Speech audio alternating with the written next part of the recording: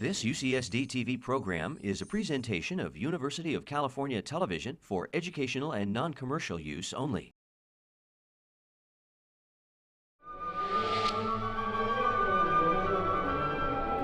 I'm Nick Reveles, the host of UCSD TV's Opera Talk and the Geisel Director of Education and Outreach for San Diego Opera.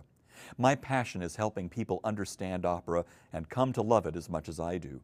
I invite the principal artistic team for each production here to the Beverly Hills Salon for a freewheeling discussion before a live audience that covers everything from the music to the motivations of the characters to the director's stage vision and sometimes even a penetrating look at a singer's career. There's never a dull moment, and it's one of the joys of my job that I get to moderate these discussions. I think you'll enjoy it too.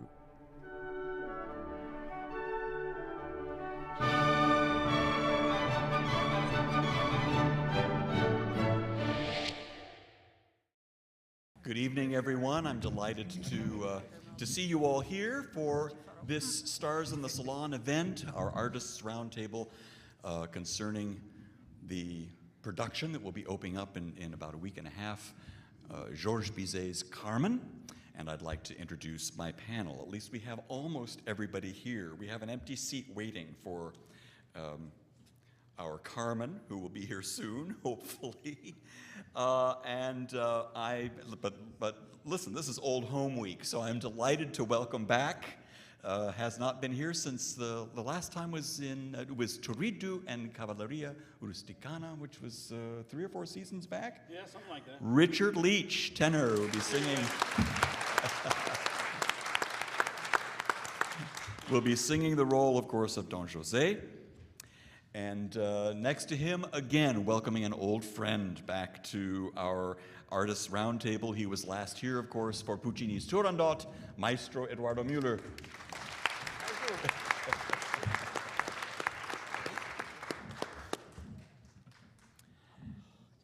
And making her entrance,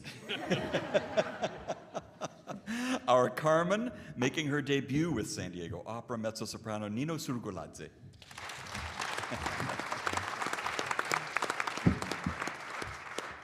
Next to Maestro Müller, she was last here stage directing Verdi's Otello, stage director Sonia Frisell.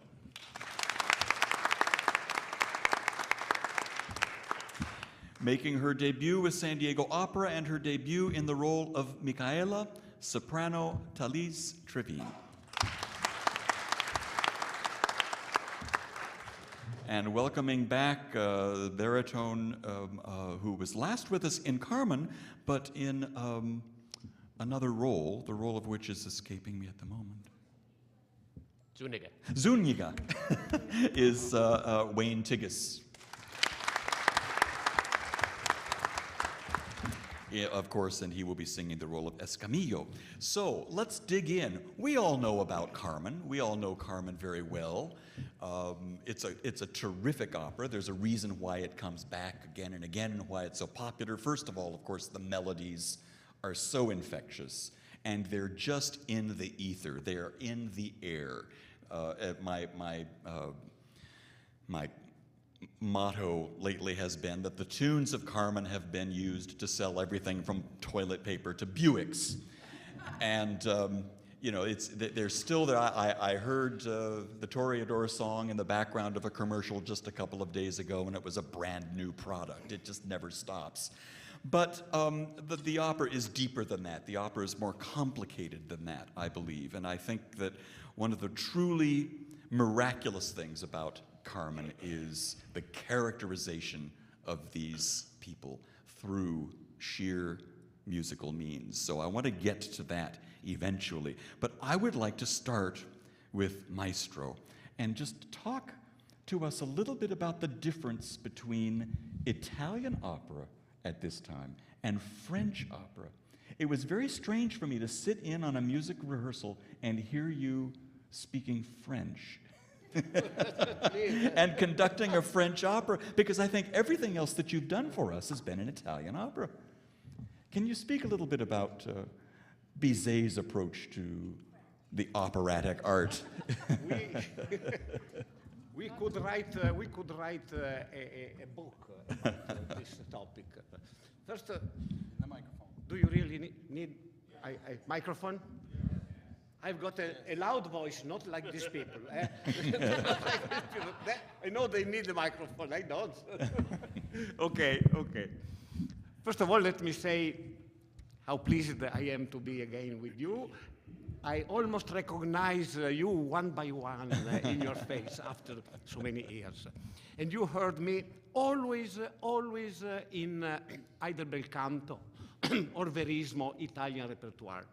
This is the first time you will see, and I hope you will hear me, in this repertoire, in the French repertoire, which I do often in other theaters. But the philosophy of many theaters is, if you have a success in one kind of opera, you are good for that opera. You're good for that repertoire. They put you in a drawer, they put a label, Maestro Müller, bel canto, conductor. And they will never give you another kind of opera. So I hope our singers, our Carmen, who is singing for the first time here this role, she will not be too good, otherwise you are lost. You will always sing this role. And she deserves to sing so many roles. Yes, there is a difference in the style of Italian music and in the style of French music. Actually, even in French music, there is a difference because Gounod is very different than Bizet. In Gounod, there is much more poetry, there is much more style, classical style. In Carmen, there is much more drama, much more life. It is a kind of French verismo. And I hope you will realize and you will like this. I want, when I decide to do an opera, to conduct an opera, of course, I try to study the style, and it's very easy to say that the main difference between the Italian style and the French style stays on the words, especially on the shape of the vowels that the language use and differ. And this is one of the reasons because I'm sorry for the French singers, not the French people, but because there are so many more Italian and Spanish singers than French singers. Because Italian singing is based on the pure, there are 7 Italian vowels. I, E, O, U, E, A. And it is always a pure vowel. And the sound to be completely developed needs a pure vowel. The French vowel is very refined, is very nice, beautiful to listen, but it's not a pure vowel. For this reason, there are many good Italian singers who can sing very well French repertoire with a powerful voice, also with a good pronunciation, in my opinion.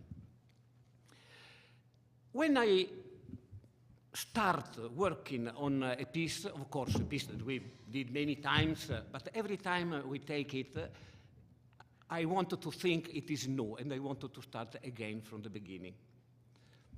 So I try to be sincere with myself. If I say, I want to be French, I'm not myself anymore. So maybe I will fake to be French, but it will be just not honest. Not honest to me and to you. And because in Carmen I find so many dramatic situations and such a beautiful orchestration that matches to many masterpieces, Italian masterpieces, I wanted to discover what is written there, what my eyes and what my ears propose. And I'm trying to reproduce that with the orchestra. I'm not thinking, sorry, thanks. I'm not thinking, I must be French. If I will be, that's good. If I will not be, I'm sorry for you and for the composer. Just a little episode. When I was very young, I don't like the resonance of this. Ecco. Good. Okay. Many years ago, I was pretty young, and I was conducting Werther in Torino, which is an important theater in Italy. And you know, when you're young, you always try to give, to find the best, to do this crescendo, to do this diminuendo. I was exaggerating. The public in Italy is very different than American people, very different. And they shouted something to me. They didn't like it. And you know what they shouted? Maestro, it is not Wagner, this one. Because I was overdoing. Years passed. I think I grew, I must admit. And of course, I will try to be elegant, because the music is elegant. But my main aim will be to find out the drama that lives in this opera, which is really terrific. It is terrific visually, the story, but also the music. There are a lot of dance rhythm, but there is something tragic behind. So it is not an opera just to amuse. It is an opera to go home and saying, oh, I felt something. I felt an emotion. That has been always my aim in any opera that I will ever conduct. Yes, thank you. I love that you mentioned that you think of Carmen as a kind of French verismo. I find it very interesting that you say that, because in fact, Mascagni and Leoncavallo were very much influenced by Carmen. Carmen was the most popular opera in Italy in the early 1890s and the late 1880s, and they were very much trying to capture. Still now in the whole world it is. Yeah. This Traviata and Bohème are probably the three opera most performed in the whole world. You did here, 5 years ago, I think. 4 or 5 years ago. Mm-hmm. Yeah. But was another edition, other singers, other conductor. I don't think it will be exactly the same, and it is good. Opera music can be done in many different ways. That's interesting. Sonia, speaking of the drama, what again? Again, it's a piece that we're very familiar with. Do you, in your direction of the piece, do you look for something new every time you do it? Do you have a concept to try to excite a new cast about this particular story? Do you have a take on it that perhaps is a little different, or what are you doing with it? You know how old I am, so you know that the word concept is not part of my repertoire. Younger than me, much younger than me. I grew up with the Scala, and in fact, we go back to 1962, when we were both extremely young in the business, and found ourselves under an archway at Verona, queuing soldiers on for the entry of Nabucco's taking of the temple in Jerusalem. And Eddie knows what I mean when I say, scusi, Maestro Edoardo Müller. That just shows how far back we go. Growing up at the Scala, when I grew up at the Scala, and I went there as a student in 1960, means that you grew up with respect for the music. It means that you grew up with thinking that Verdi or Donizetti or Bizet or you name it knew what they were doing, and that you were not important. The important thing was to listen to the music and respect the idea behind the composer's choice of subject and the way his librettists dealt with whatever the source was and how they turned it into opera. Now, I can't get away from my upbringing. I was extremely lucky. I was at the Scala in the golden moments, maybe not quite the 50s Callas area, but certainly the 60s area and the great Claudio Abbado period and the Giorgio Strehler and people like Mirella Freni and Cappuccilli and Nicola Ghiaurov, to name a few of them. And when you grow up with the music, you listen to the music and you take the drama from the music. So that's why I loathe this word concept. I'm terribly sorry. You must be a lot younger than I am, Nick. Carmen is a problem nowadays in the sense that probably many of you don't realize or know the difference between the traditions in Paris in the 19th century. The opera was the classic opera. It was also the place where all the aristocracy went. And there was a room at the back of the stage with mirrors where all the dancers used to warm up. And the opera always had to have a long ballet so that all the aristocracy could eye up all the new young ballerinas and decide who could potentially be their next mistress. So the opera was lengthy 5-act operas. The opera was very serious and very noble. And on the other hand, the opera comique was the sort of bourgeois theater where the ordinary well-behaved families went, where boxes were taken by families and where sort of marriages between respectable young people were arranged. And one of the reasons that Carmen sort of caused a scandal, apart from the many others, was because there was this woman on stage who was not respectable. And this wasn't the sort of thing that you brought your young son and young daughter to while you, behind their backs, were arranging a marriage with their parents, you know. And we have the remains of the opera comique in, well, the remains, I mean, in the Jose Micaela duet, because Micaela doesn't exist in the Merime drama from which the story was taken. And she was invented to be the nice young girl that the opera comique had to have, you know, the young soprano and the virtuous. And the duet with José is a sort of classical opera comique. On the other hand, if you're going to look at the dramatic side of it, José is already not the nice young man. He's already killed 2 or 3 people before the opera starts. He's disgraced himself. He's had to leave the north where he's Navarrese. He's in the south with the Andalusians. And they don't particularly respect each other or like each other. And he's disgraced his family, and he's just had this flower thrown at him by this young lady who's challenging him, but who is also recognizing in him her destiny.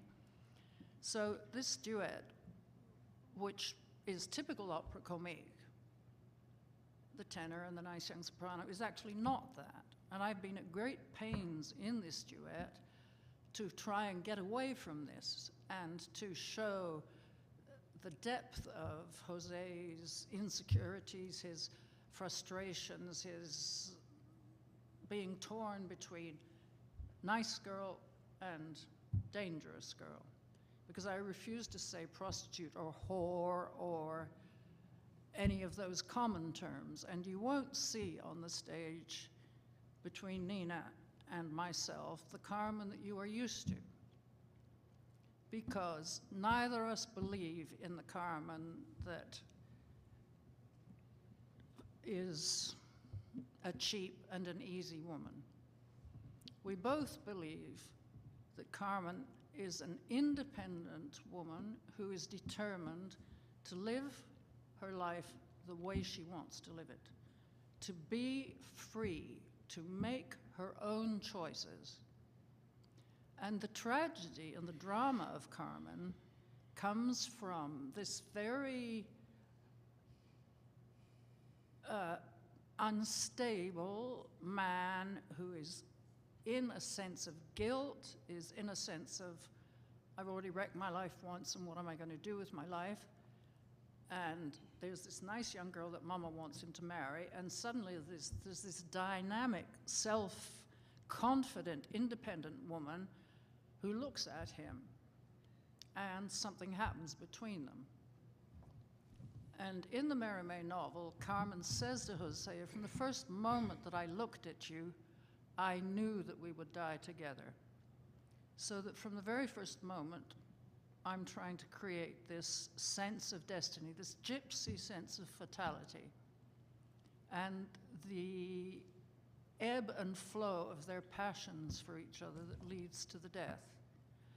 Now, one of the very difficult things about Carmen, as far as I'm concerned, is it has to be that to the final duet and the killing. And you have to keep it under control, and you have to build the whole thing slowly.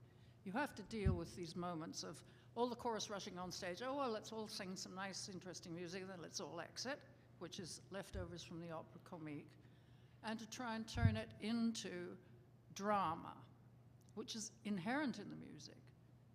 And Maestro talked about Verismo, but actually Carmen is pre-Verismo. Bizet started Verismo, really. And that's one of the difficulties we have in dealing with Carmen, that we're dealing with so many layers of moving forward in the history of opera. And you won't believe it, but actually the critics at the first night of Carmen accused Bizet of being Wagnerian. Well, I mean, shall we laugh? Anyway, I think I've said enough. I'm sure some other people have a lot to say. Thank you so much.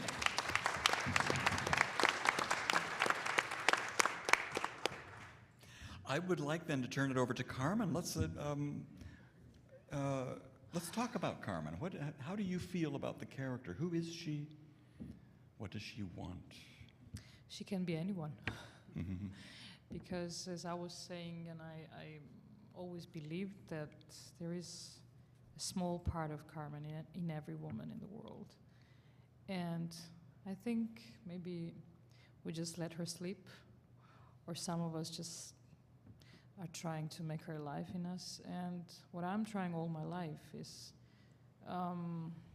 we do all together to prove that we are women, but we are strong, we can do this, we can do that. And yes, we have everything right now, even the space women, I don't know, even very physically very strong women and spiritually. And I'm so really happy that I'm doing this Carmen with Sonia, especially. Because we are agreed, because there are lots of directors which has different ideas about it. I'm not a feminist, but that's how I see. And I'm so happy that we have the same idea about the Carmen. And with Maestro, which gives us lots of freedom, but he opened my eyes about many things which I couldn't see. Even though I can't say that I had a very big experience to do Carmen, but I did like several, for me, memorable Carmens. And that's wonderful. And the cast is very good, the company, as you said here. And it will help all of us to bring something different. We just want to run away from cliches, from the typical Carmen, with all respect, which is going on around the world, because we want the magic to happen. And we just want, and I just want you to feel that day that it is happening right in that moment. And I hope to believe it myself in that moment, that it's really happening. It's too easy, isn't it, to see Carmen as slutty? You know, I mean, I think that's an easy way to go, and yes, exactly. Rather than to see her as inside, as Sonia said, an independent woman who thinks for herself and knows exactly what she wants. I mean, doesn't the Habanera, her entrance song, say everything that needs to be said about her and what she wants and who she is? Exactly, but as we said before, we talked in the interview that Habanera can be interpreted in very, very different ways. So it depends, absolutely. She can just stay and say everything with a voice, or she just can do it with eyes. But our Carmen is a little bit bored, and she's tired of all these men around her who are asking every day the same, and she's just looking for a real love. And I believe that. And which she knows she's going to find, because she believes in destiny, she believes well, I think that she has this power to see the future, to predict the future. And so she knows exactly how it's going to end, what it's going to be. But she, as Sonia said, she really loved Don José, and much more than Escamillo. But Escamillo was just the way out, because it something to leave, actually a color, because the moment when she goes there to meet Don José, she knows exactly how it's going to finish. But I admire her braveness and spirit, that she still goes there and waits for him and says, I'm not that kind of man to tremble, kind of woman to tremble about meeting him. And she's meeting him, and this, especially the most difficult to stage. I think Sonia also told me about it. We talked about it, and it is very hard. The whole opera is hard, of course, to do. And I don't want to say everything and to show all the cards, what are we going to show you, because I want you to, to be interested in how it's going to be. But believe me that it will be different, really different than we've seen before. And I'm happy, because I always believed, because my Carmen was never vulgar, she was a very special woman, a very special lady, I would say. Very strong, even though she was raised out on the street. She had so many places which can have also a lady, but she's called lady, and she's like, maybe she has different dress, but I think you have to be born with that. So Carmen is a free spirit, a wonderful lady who just wants to be respected. I think all the women would like to do that. Yeah. So, that's what I would like to say. Richard, she chooses you. She chooses Don José. Tell us about him. Well, he's so troubled. That is one of the things that I just love about singing this role. The range of his character, the dramatic range of his character, he goes through this journey on the stage from the beginning to the end of the opera that is just such a satisfying journey. It's fantastic. I think it's important, the discussion about Carmen not being cheap, not being a floozy, because one of the things that makes the opera real, we're talking about verismo, but it makes it real is to be able to believe that José does truly fall in love with Carmen in a way that he's going down a road that there is no way out of. He's following that path to the end, and all the way until he kills her. He kills her, right? Okay. Anybody here new to Carmen? I gave away the ending. Oh no. But it also does a wonderful thing. It makes the audience love Carmen in a way that is so important to make the tragedy so great. It's what makes opera what it is. So I think it's great that we have this real, believable attraction between the two of them. It's not surface, and it's really very cool, nice to explore. And then by the time we get to the fourth act, and José is all but crackers. What's so great about him is he still believes.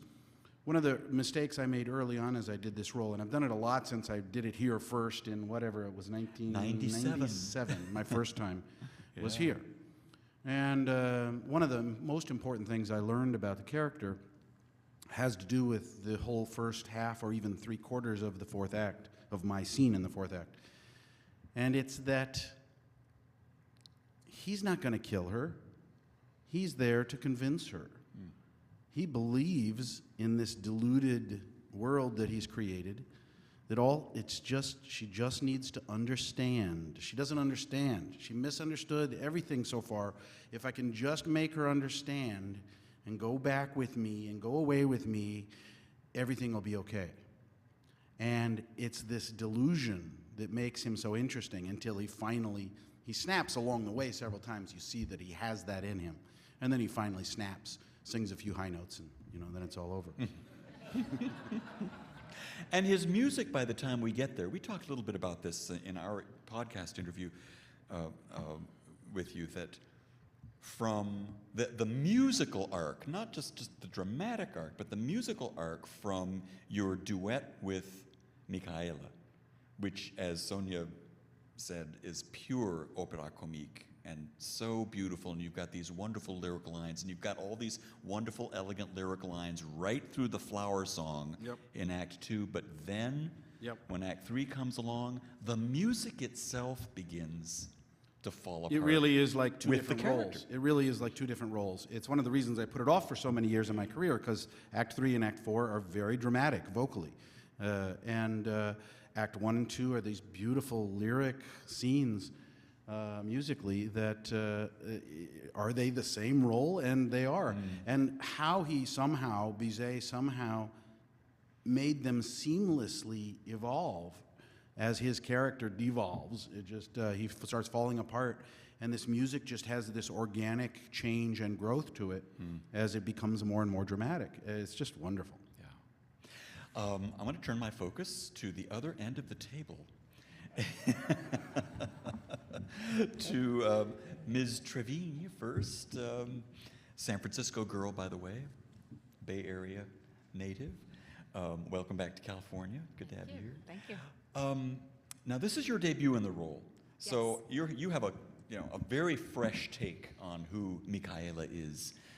When you started studying it, let me ask you this: has your view of the character changed from the moment you opened the score to begin studying it to now, and how has it grown?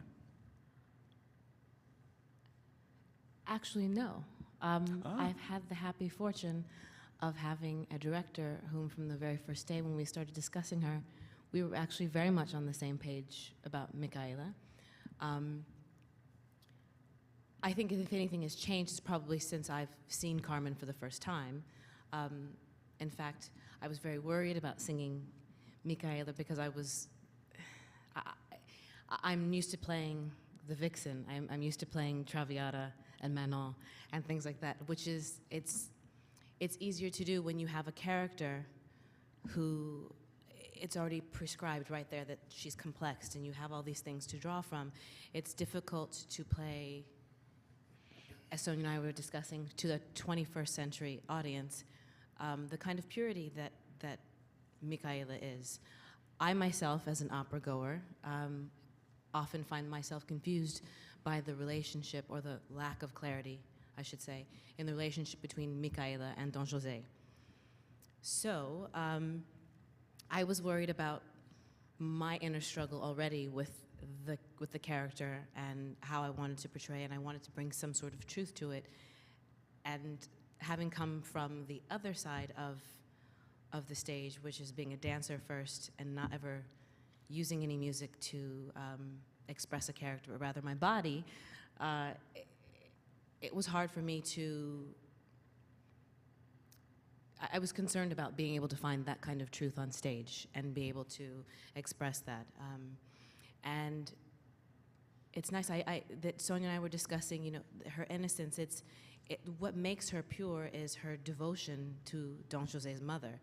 And I've pulled, things in my own character which are helping me to develop her, are things like I'm a pretty fiercely loyal person, so I can relate to being devoted to someone who's been there and devoted to you.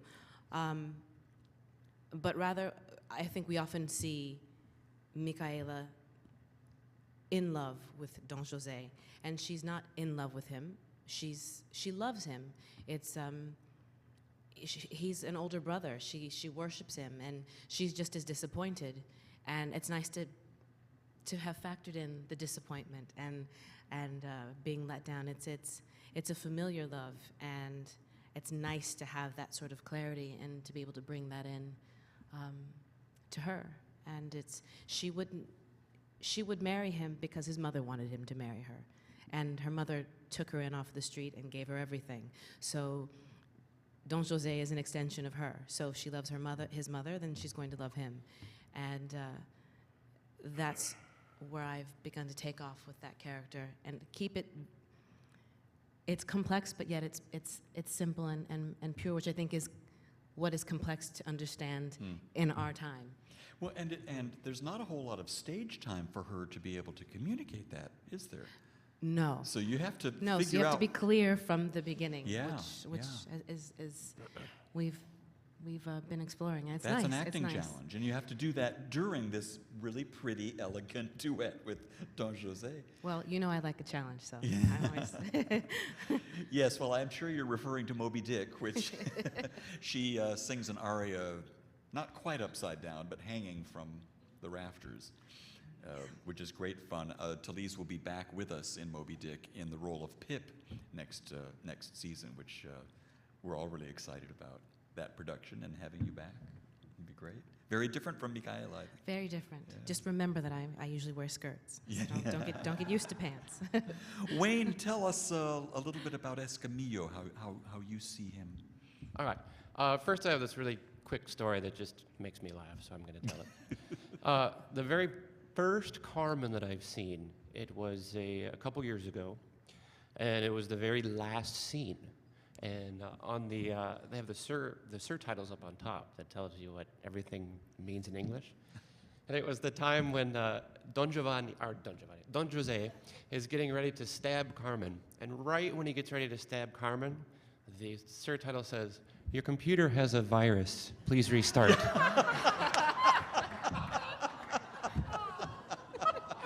I love that.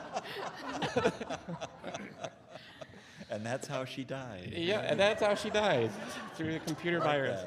That. Rewrite the ending of the opera. I like that. No, Escamillo is definitely one of the more testosterone-filled roles in the opera repertoire. But I am finding out that testosterone does not equal tension, meaning that when a lot of people, myself included, when they think of bullfights, they think of it as a sport. And there is agility involved, there's skill involved, but much more important to the Spanish people is it is an art form.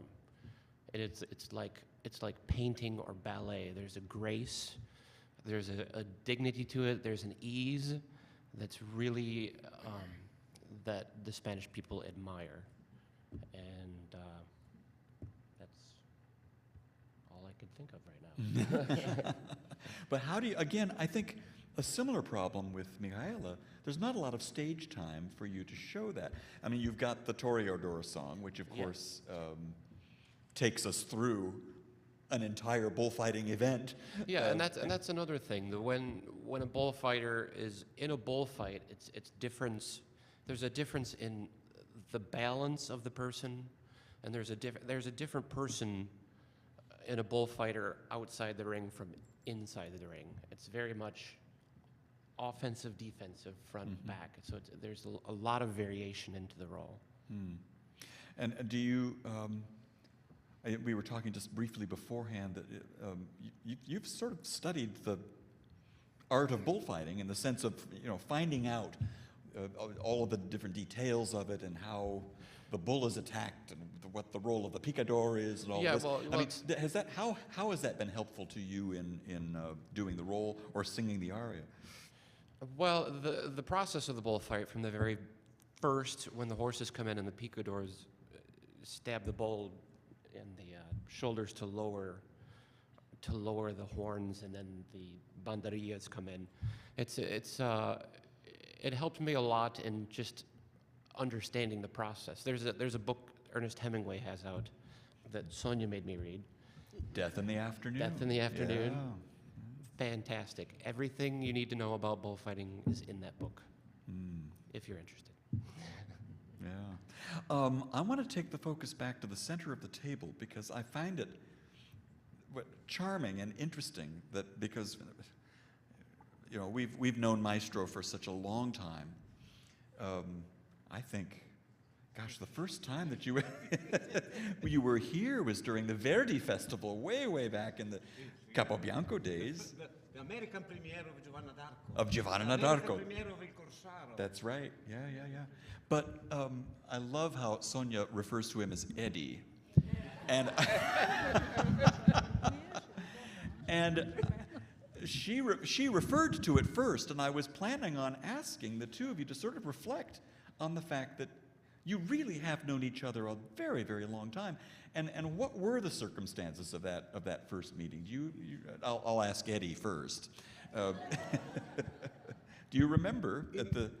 Of course, but we are so proud of our background, because we think that if you don't start from the very beginning, very humble, seeing what the great director, the great singers, the great conductors do, you will never learn. You cannot go to school and learn a job how to beat the tempo and then be already a great opera conductor or a great opera director. Either a great singer with a great voice. So for me, it's very important this. But let me say two things. First, tomorrow morning, I want to have a rehearsal for the microphones, because I don't like the sound of this microphone. Good. Second thing. Maestro Eddie has spoken. Yeah. Second thing, now we are living in a global world. How important is opera? An opera where you have a French composer with music that lives in Spain. You have an Italian conductor with a German name. You have a Carmen who comes from Georgia to teach us how to sing Carmen. We have a Canadian stage director. We have a group of fantastic American singers. What can be better than that? That's a global opera. That's what the opera should be. I adore this situation. Of course. And Sonia, this was the connection was La Scala. Is that correct? I think we may get the truth from her. No, in 1962, at the Verona Opera season, the opening show was Nabucco. It was my first season at Verona as an assistant director, and I think it was your first season as a maestro, wasn't it? In Verona, yes. Yeah. Verona, do you know the famous arena of Verona? It's gorgeous, fantastic. Anyway, technically speaking, I shouldn't have been, because the Italian system is totally different from the American system. In Italy, maestri are gods, and ASMs and assistant directors don't. Only in Italy. Don't call entries. But the arena is enormous, and 1/3 of it is the stage, and then these great steps go up. And when all the soldiers were invading the temple in Jerusalem, there were so many entries that there weren't enough maestri to call all the entries, so they needed one more person, and because they knew I had a musical degree, I was allowed to have it. But because we were the youngest and the least important, we were put underneath. Well, we had to send the last people that came out, who came out on the front sides of the stage. But the entries started at the top. First of all, soldiers came over the top, and then they came out from here, and then they came out from here, and then they came out from here. And it was just in the beginning when you began to have television sets pointing at the maestri, so that instead of having holes in the scenery and climbing up a ladder, you could watch a television set and say, go. So we get to this point in the temple scene, dum, da-dum, da-dum, bum, ba-da-li-dum, bum. And so they all start entering up on top. Well, Eddie didn't have a television, I didn't have a television. We had to watch the one remaining television set, which was just behind the big central arch, which was covered. Nobody entered by there, but there was a great platform above it. So we started listening to the music and watching the TV, and then everybody else started coming. So after a bit, all you could hear was clump, clump, clump, clump. But we could still watch the television set, and we were sort of holding hands and going, one. And we left, and we ran underneath, round to the sides, got to our separate arches and said, go. and hoped to hell that we both counted at the same time and run at the same time so that our last important soldiers would pop out of the hole at the same time. So we really met in a moment of fire. Let's take some questions from the audience. Do we have any questions out here? No? Even one? See, we all know Carmen too well. That's the Yes. I'd like to suggest to Ms. Frizzell that possibly you change the ending where Carmen kills Jose. And that will surprise everyone. questions, not statements. You know, actually, one of the questions, does anybody have a real picture of Jose's mother? I mean, I meant that, of course, figuratively.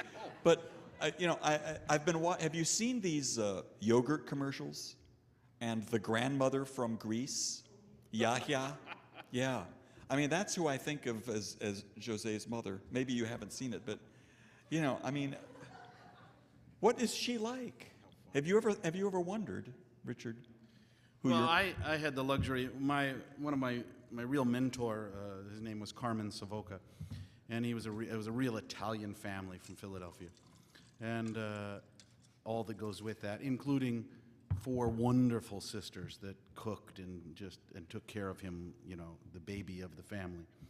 And so I have this wonderful image of his sisters in their older age and mothering him, never mind his own mother, who lived to 97, I think. And so I do have these wonderful images of these Italian women, and I'm imagining someone much like that. Talise? I wanted, sorry, no, because I wanted to just to tell a little real episode that happened in Firenze, where I still was an assistant, and in the Maggio Musicale Fiorentino, they were performing Carmen, and usually the opera was for many years performed in Italian.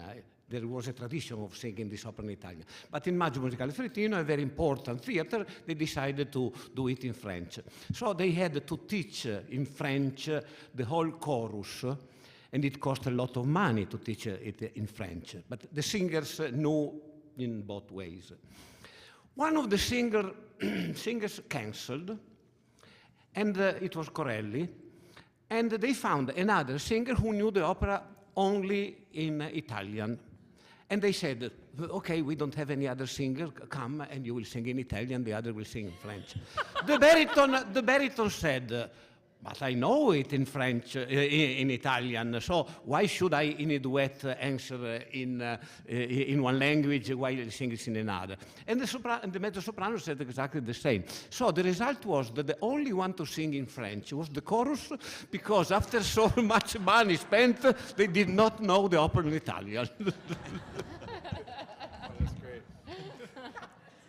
Have any of you had the opportunity to do the opera comique version of Sonia? And which I guess, yeah, with the spoken dialogue. As the gentleman down there obviously thinks that I intend to redo Carmen in a new staging, I will inform you of something which comes from the opera comique version, so that you don't say, as one very famous opera critic said, Miss Frizzell, like all young directors, thinks she knows best, and while we all know that the girls come out of the cigarette factory, she has them enter from all points of the compass. Well, all I can say that this very, very famous opera critic, whom I will not name in order not to shame, we were using the opera comique version. We were speaking dialogue on stage, and in the dialogue on stage, I will say it in English for you. Zuniga says to Jose, is that the cigarette factory? There's some pretty girls there. They're rather nice. Are they there now? And the answer from Jose is, no, they're not there now. They're at home having dinner, and a little while later, they'll all come back to work. And we said that on the stage, but we said it in French, and we were in Dallas. However, this very famous international critic, one presumes, understood French.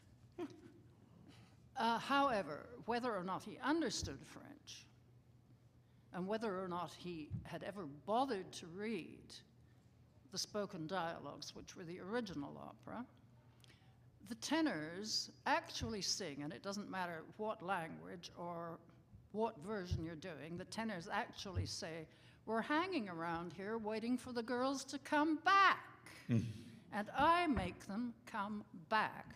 And it is original Bizet. It is not the invention of a stupid young opera director at the present moment. At the present moment, I'm a very old woman. But Brava. Well, I'd like to ask each of you what's next. So let's start with Wayne. Where are you going from here, and what's in your near future? I go to San Francisco Opera to do the world premiere of Heart of a Soldier, and then Xerxes, Ariodontes in that as well, and then Zuniga's and Carmen, Great. all at San Francisco. Talise? I have a couple of weeks before I head back to New York from here, and I am in a production of William Tell singing the role of Jemmy, because somehow people think that I sing pant roles now. And then I start back with Moby Dick again. Yeah. Sonia? I will return to my retirement. Some of you, well, you've probably all realized that John Copley was supposed to do this show, and he had to pull out because of the sickness of his partner, and at the very last minute I was asked to come and substitute. And as I'm 73 and I live in a remote valley in Portugal with a wonderful husband, 5 Cocker Spaniel dogs, and 40 acres of freedom and blue skies, I will return to my retirement and my very happy life in paradise. Maestro. I myself am reducing my job because it's time to enjoy grandchildren. But I am very much involved in working with young singers now. So my next 2 engagements are one in Graz with a program where I will teach and conduct young singers, and also a competition to the name of Renata Tebaldi in San Marino, where I will be in the jury, and I will prepare the singers and conduct this concert. Okay, Richard? I think I'm going to go to Portugal with Sonia. I get to take on Canio in Pagliacci in Canada, and I've done it several times now, and it has become sort of a new favorite for me. I got to sing it at the Kremlin in Moscow, and with Zeffirelli. Zeffirelli came and brought a production, and we did it in the big Kremlin Palace, about a 6,000-seat place. But it was quite the zoo, but very satisfying as well to do it with him. Yeah. And so I get to take that on now and let that evolve the way Don José's been evolving. Various duties at the Met, and get on with my retirement. Great. And Nino? Well, going back to Georgia, when we are going to open the new opera house, because we have the old one, which is about 200 years old. And now the president, which is the very young one, he just tries to help very much to make interested the young people also. So I think the whole government is trying to do everything for that. And we're going to do Carmen we hope to bring Kaufmann, and I'm going to be Carmen. And after I'm moving to München in Germany, and Lucrezia Borgia, and I'm going to meet Gruberova. I'm really looking forward. Yeah. Yes, great.